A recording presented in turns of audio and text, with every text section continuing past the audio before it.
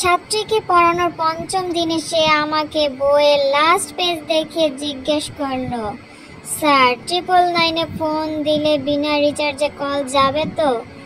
আমি বুঝে গেছি সে আমাকে ওয়ার্নিং দিচ্ছে কৌশলে, যাতে তার সাথে কোনো কিছু না পড়াতে আসি তখন আঙ্কেল আন্টি অফিসে থাকে, তেমন আশেপাশে কোনো লোক থাকে না। আমার নিজের উপর কন্ট্রোল থাকলেও, আত্মবিশ্বাস থাকলেও ছাত্রী আমাকে বিশ্বাস করে না। মেয়ে মানুষ বলে কথা। আমি পড়ালেখা শেষ করে চাকরির জন্য চেষ্টা করেছি, অনেক জায়গায় ইন্টারভিউ দিয়েছি, সব লোকদের দেখানো, কিন্তু আমার মতো লোকদের কি টাকা ছাড়া চাকরি ছেড়ে দিলাম।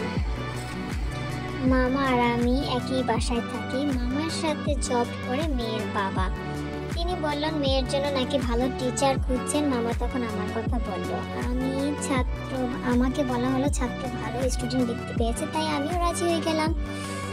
স্টুডেন্ট ভালো, তাই পড়াতে কষ্ট হবে না, এই ভেবে সব ঠিকঠাক করার জন্য মেয়ের বাসায় গেলাম। মেয়ে দেখি খুবই বড়, ক্লাস 9-এ পড়ে, দেখতেও বেশ সুন্দরী। সেদিন থেকেই পড়াতে শুরু করলাম।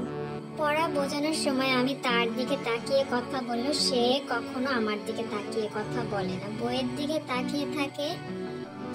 কোনো কিছু জিজ্ঞেস করলে বলে হয়তো, সাথে মাথা নাড়ায়, কিন্তু অন্য স্টুডেন্টকে অঙ্ক বোঝাতে গিয়ে আমি নিজেই ভুলে যাই আমি কি বোঝাচ্ছি।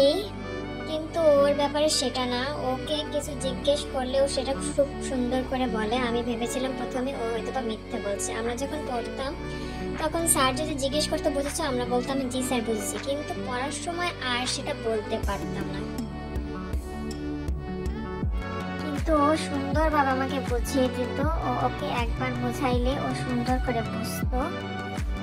ওর সাথে আমার সাথে হোয়াটসঅ্যাপে মাঝে মধ্যে কথা হতো। ওকে আমি গ্রামার্সের রুলস পাঠিয়ে দিতাম, ও সুন্দরভাবে সেটাকে কভার আপ করতো।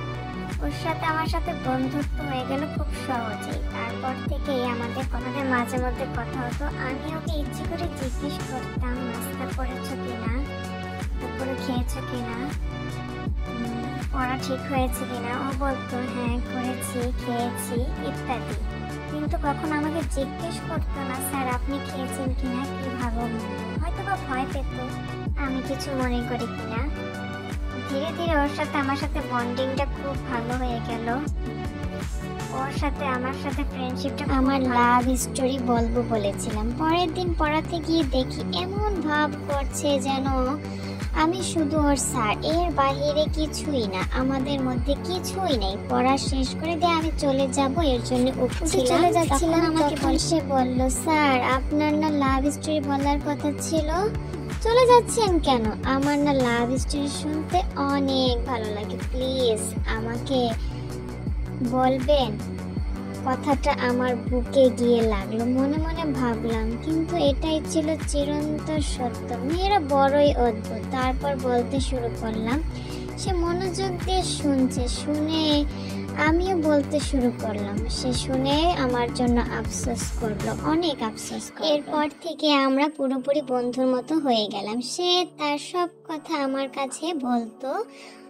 আমি যে মেয়েকে সাদাসিধা মনে করতাম সে ততটা সাদাসিধে নয়। সে রিলেশনে ছিল, আমার দিকে না তাকানোর বারণ ছিল, আর আমাকে নিজে থেকে কিছু জিজ্ঞেস না করার কারণ নাকি মেয়েদের নিজেকে ছোট মনে হয়।